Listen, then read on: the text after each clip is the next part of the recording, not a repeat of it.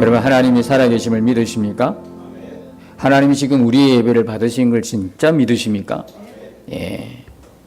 하나님이 높으십니까? 대통령이 높으십니까? 오늘 왜 시작하면서 이렇게 목사님답지 않은 질문을 하신가 싶겠죠. 주님보다 높으신 분이 있으십니까? 여러분, 하나님 앞이라면 우리가 어떤 모습으로 있을까요? 여러분, 내용도 중요하고 형식도 중요하죠. 형식만 중요합니까? 아니면 내용만 중요합니까? 내용은 있는데, 알맹이는 있는데 포장은 중요하지 않습니까? 그릇은 별 중요하지 않나요? 내용이 정말 아름다운데 여러분, 몸매는 정말 아름다워. 근데 옷을 안 입고 있으면 어때요? 그냥 아름다울까요? 추할까요? 계속 옷을 안 입고 있으면. 그죠? 마음이 너무나 아름다워요. 옷도 예쁘게 입었어요. 참 좋죠, 보기가. 내용도 중요하고 뭐도 중요해요? 형식도 중요한 거예요. 형식만 어느 것 둘 중에 어느 것 하나만 중요하다 하면 안 돼요. 형식은 내용을 담아내는 그릇이거든요. 형식만 있고 내용 없으면 얼마나 허무하겠어요. 빈 껍데기죠. 우리의 신앙은 두 개를 다 갖춰져 있어야 돼. 어느 것 하나가 내용이 빠지는데 형식만 우아하고 거룩하게, 이게 바리새인이죠. 내용이 없잖아요. 시대가 이미 바뀌었어요. 지금 마가복음 새벽에 마가복음 강해를 쭉 해 나가는데 지금 한참 어떻게 해요?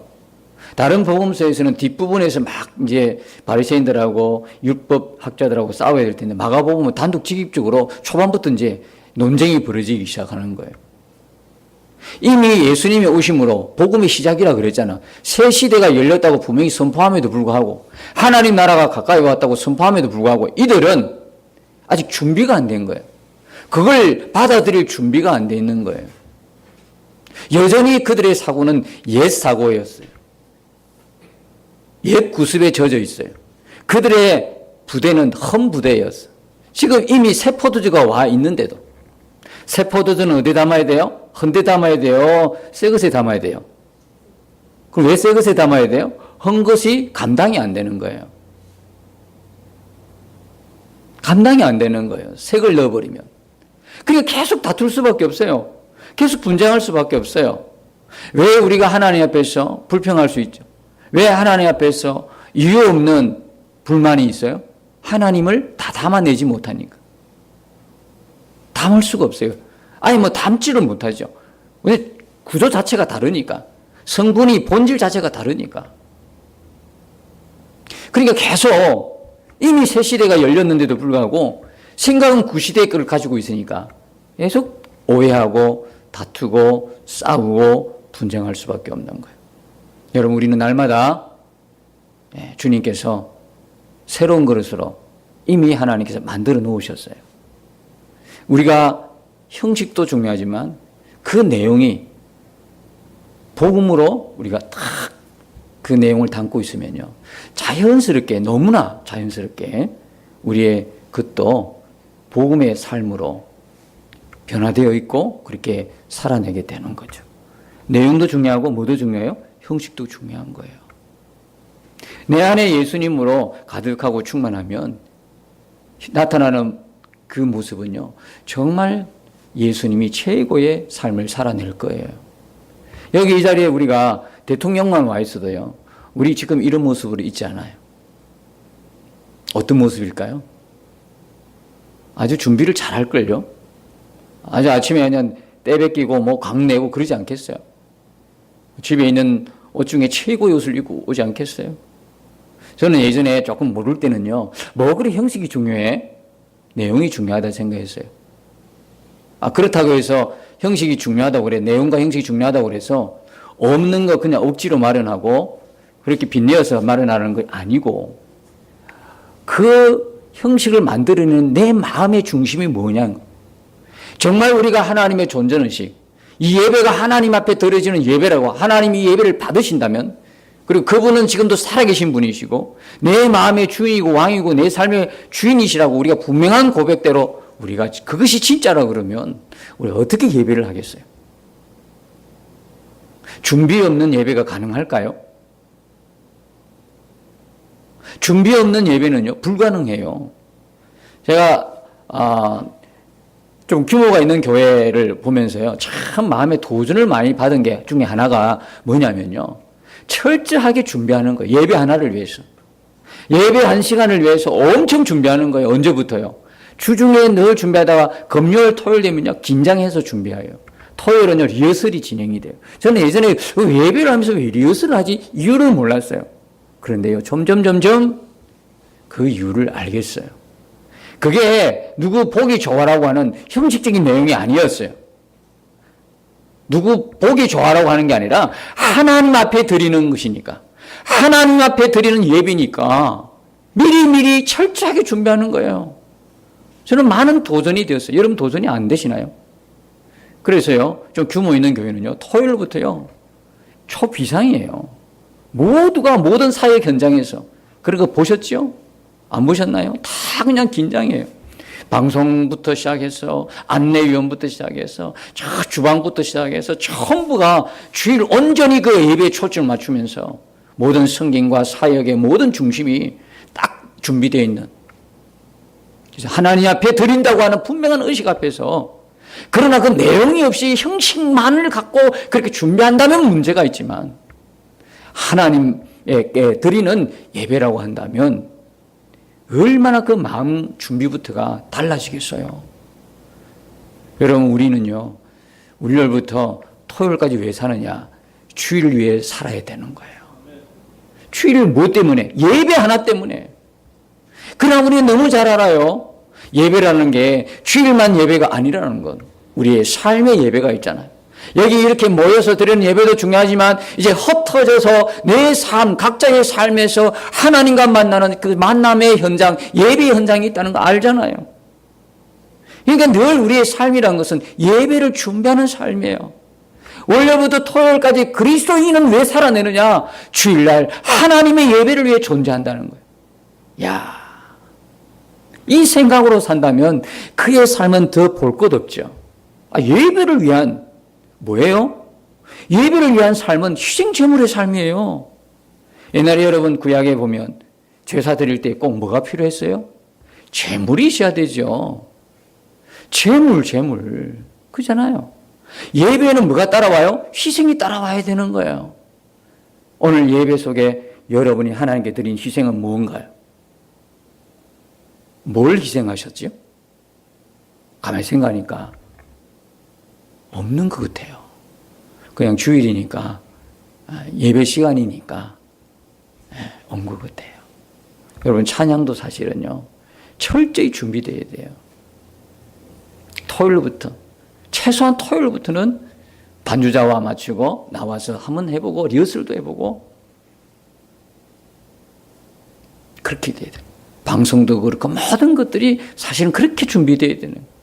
주님이 얼마나 기뻐하시겠어요. 주일날 허겁지겁 와서 예배 드리는 거 주님 보시고, 그 토요일날부터 마음을 다해 준비하는 것 주님 보신다면 뭘 기뻐하시겠어요. 물론 주님은 아예 우리를 기뻐하기로 작정해 놓으셨으니까 안심이 되시죠? 여러분 다 이제 마음이 부근하고 안심이 되시죠? 대충 그분 나 사랑하니까, 그분 나 원래 천국 데려가기로 작정하셨으니까, 원래 자식으로 불러줬는데 대충 모시지 그렇습니까? 잘해주는 분에게는 사실을요, 인격적으로 잘해주는 분에게는 어떤 마음이 들어야 정상입니까? 정말 잘해 드려야 되겠다고 하는 마음이 정상이야. 잘해주는 사람 무시하고 좀 까칠한 사람한테 내가 구신거리면서 그 사람한테 잘 보이는, 이건 바뀐 거죠. 그렇잖아요? 그러니까 잘해주고 정말 우리를 위해 존재하신다고 하는 하나님을 위해서는 우리가 목숨을 바치고 모든 정성과 마음을 다해서 그분을 예배할 분명한 이유를 갖고 사는 사람이 바로 저와 여러분이라는 거예요. 세상 사람들은 그럴 필요가 없어요. 관계가 없으니까요. 주님과 아무런 관계가 없어요. 주님과 우리는요, 요한복음 13장에 보니까 예수님이 이제 마지막 순간을 앞두고 뭘 하십니까? 제자들을 불러서 세족식 합니다. 발을 다 씻겨주는데 베드로가 얼마나 참 도덕적인 베드로인지, 그리고 사실 베드로만큼 주님을 또 사랑하는 제자가 있었을까요? 우리는 그런 윤리 도덕적인 면도 참 부족하잖아요. 그러잖아요. 근데 우리가 세상의 법도 잘 지키지 못하는데 어떻게 하나님의 법을 지킬 수 있다고 말합니까? 세상의 법도 참 대충 우리가 사는데 그보다 더 정말 지키기 힘든 세상의 법은요, 행동으로만 범죄 안 하면 돼요. 그죠? 마음이야 어떻게 뭘 품고 살든 그건 별로 세상의 법이 판단할 아무런 그게 없어요. 근데 하나님의 법은요, 행동의 법뿐만 아니라 무슨 법? 마음의 법까지. 뭐가 어려워요? 뭐가 지키기 쉽고 뭐가 어려울까? 둘 다 사실은 지키기 어렵죠. 세상의 법도 불편해요. 법을 하나 지키려고, 이번에 제가 법을 하나 조금만 법을 하나 지키려고 불편하더라고. 요 앞에 횡단보도 그거 안 건너려고 그것도 교통법규잖아. 그러려니 당장 내게 뭐가 따라와야 돼? 희생이 따라오고 책임이 따라오고 부담스러움이 따라오고 불편함이 따라오더라니까. 왜 저 밑에까지 건너야 되니까. 저 위에까지 돌아서 건너가야 돼. 얼마나 편해요? 싹 건너버리면. 근데 그거 하나 지키는데 너무 불편하더라고. 그런데 마음을 지켜내는 건 어떨까요? 행동까지는 우리가 안 할 수 있어. 세상 법은 지킬 수 있어. 그러나 마음의 법까지 보는 하나님의 법을 지켜내기라는 건 힘들어요. 우리 원래 본성으로는 둘 다 못 지켜요. 우리는 원래 남 눈 안 보일 때, 남이 보지 않을 때 어떻게 해요? 우리는 내 편한 대로 해요. 맞지요? 세상의 법은 그걸 끄집어내어서 어떻게 판단하고 어떻게 정죄할 이유가 없어요. 그럴 능력도 안 되고요. 하나님의 법만이 아무도 보는 이 없을 때도 내가 하나님 앞에 사느냐, 그렇지 못하느냐, 그 속에서 여러 가지 일어나는 마음의 변화와 그리고 나타나는 행동을 정확하게 보고 계시는, 판단하시고 정확하게 보고 계시는 거죠.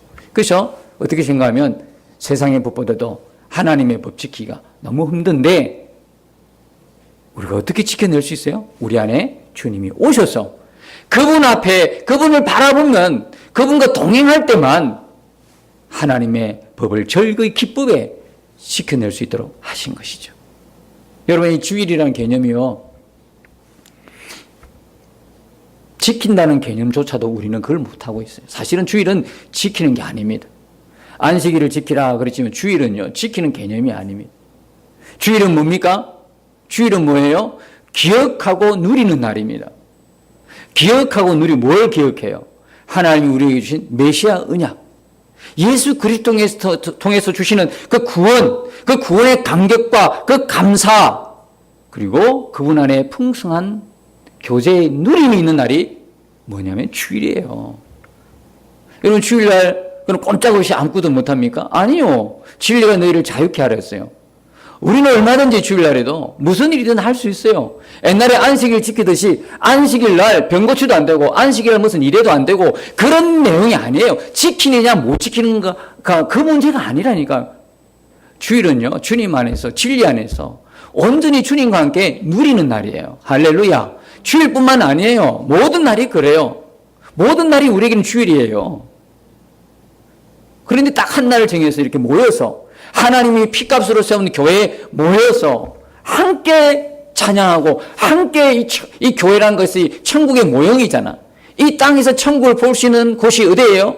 파출소입니까? 경찰서입니까? 형무소입니까? 아니지 않습니까? 유일한 곳이 교회입니다. 그래서 이 교회에서 하나님이 천국을 이미 공동체로 누리도록 하시는 거예요. 여기서 훈련이 되어지는 거예요. 광야에서, 이 광야 교회에서 훈련되어서 하나님 나라로 가는 거예요. 그렇지 않습니까? 바로 어떻게 갑니까? 그래서 교회가 존재하는 거예요. 그래서 모여서 함께 전도하고 복음을 전하고 예수님의 그 피값을 전하는 거예요. 복음을 전하는 거예요. 그래서 교회가 필요한 거예요. 그런데 우리가요, 가만히 생각해 보면 주일을 지키는 개념은, 주일은 예수님과 함께 교제하고 누리는 개념인데, 그러니까 이 누리는 개념은커녕 지키는 개념도 못하고 있어요. 우리는 주일을 지키고 있을 것 같아요? 지킨다면 이렇게 못 있죠. 어떻게 감히 하나님 받으신 예배 속에, 주일 속에 우리가 이런 모습으로 하나님 앞에 나갈 수, 준비되지 않은 모습, 준비되지 않은 마음으로 하나님 앞에 나갈 수 있을까요? 안 되죠. 지키는 것조차 안 되는 거예요. 가만히 생각해 보면. 저가 문제였어요. 여러분보다도 제가 문제였어요. 제가 온전히 주의를 지키지도 못하니까 그런 거예요. 모든 책임은 담임 목회자에게 있어요. 여러분이 무슨 책임이 있겠어요? 바르게 가르치지 못한 저의 잘못이죠. 그러나 제가 한 가지 마음에 품고 있는 거는요, 이거예요. 크든 작든 간에, 수가 많든 작든 간에 진리의 말씀 그대로 우리가 알고, 진리의 말씀 그대로 깨닫고, 전하는 자는 그대로 전하고, 받는 자는 그대로 받아서 말씀대로 살아내자는 거죠. 하나님이 뭘 말씀하신가, 하나님이 뭘 기뻐하신가 그대로 살아내자는 이야기예요. 누구 눈치 볼 거 없이. 여기서 우리가 누구 눈치 보겠어요? 우리가 뭘 여기서 더 어떻게 더 잘해보겠다고? 어디서 눈치 보고 어디서 뭘 하겠어요? 그러니까 저도 이 단에서 진리의 말씀만 하나님이 원하시고 기뻐하시는 것만 전할 테니까 여러분들이 그것을 사적인 개념으로, 사적인 생각으로 받지 마시고 여러분도 하나님이 이 시간에 내게 주신 말씀으로 받으시기를 축복합니다. 철저히 준비합시다, 여러분. 대통령이 여기서도 이렇게 준비하지 않잖아요. 여러분 이번에 회담하는 거 보셨지요? 네, 그렇습니다. 얼마나 철저히 준비합니까? 그 회담 하나를 위해서, 그 회담 하나를 위해서. 여기 대통령이, 구청장이 와 앉아서도 이렇게 하지 않을 건데 여기 말할 수 없는 그분이 우리 예배를 받으신다면 저부터가 미리 준비된 마음으로 해야 되지 않을까요? 오늘 우리는 성찬을 대합니다. 이 성찬을 대하면서 우리의 마음이 온전히 예배하면서도 주님을 바라보지 못했던, 우리가 지난 한 주간 어떻게 살아온 건 둘째 문제, 지금 이 순간에도 예배하면서 예배의 주인이신 그분을 온전히 바라보지 못한 내 마음의 어두운 부분들, 바라보지 못하고 마음에 갈망이 없었던 부분들을 회개해요. 지금까지 예배하면서 생각 없이 예배드렸다는 것, 예배하면서 말로만 예배드렸다는 것, 찬송은 뜨겁고 크게 하면서 그대로 살아내지 못하는 우리의 모습 보시는 주님을 의식하지 못하고 살았다는 것. 우리는 이 성찬에 앞서서 먼저 우리의 마음을 다시 한번 주님께로 돌이키려고 하는 거룩한 결단과 마음의 각오와 함께 우리가 하나 앞에 서지 못했던 그런 부분들을 진심으로 회개하면서 예배의 자리로 나가야 될 줄 믿습니다. 사실 오늘 본문하고는 전혀 좀 들어가 보지도 못하고 며칠 안 됐지만 오늘 이 아침에 주님이 주시는 강력한 마음이 있어서 그 마음 전하는 게 먼저다. 본문이 아마 다음 주에 또 전하면 되니까. 그런 생각이 들어서 주님의 마음을 이렇게 잠시 공유하게 되었습니다. 여러분 다른 오해하지 마시고 우리가 이 거룩한 성찬 앞에 섰지 않습니까? 그냥 막 주시니까 마시고 먹고 그게 아니라 살과 피를 찢고 흘려서 나 한 사람 구원해 주셨다는 거. 나 한 사람 구원해 주셔서 이 자리에 예배자로 하나님이 기쁘게 받으신 예배자로 앉혀놓으셨다는 거. 세우셨다는 거. 한 사람의 정의 군대 만드는 데도 그 수많은 세월 시간 지나고 정성이 들어갔는데 나 한 사람 위하여 몸짓고 피 흘려 십자가의 죽음을 통해 나를 만드셨다는 거예요. 오늘 그 성찬을 대하는 날이 아무 생각 없이 우리가 대할 수 있을까요?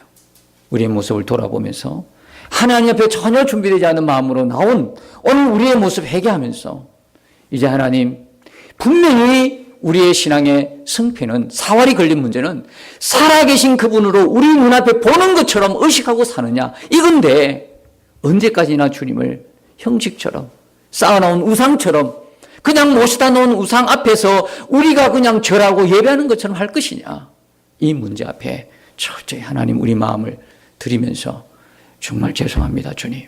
이제부터는 우리 예배 가운데 예배 받으시는 살아계신 그 하나님 앞에 예배하는 자로 철저히 준비하며 마음을 드리며 예배하겠습니다. 그런 마음으로 우리가 회개하면서 나아가면서 우리가 성찬을 대하겠습니다.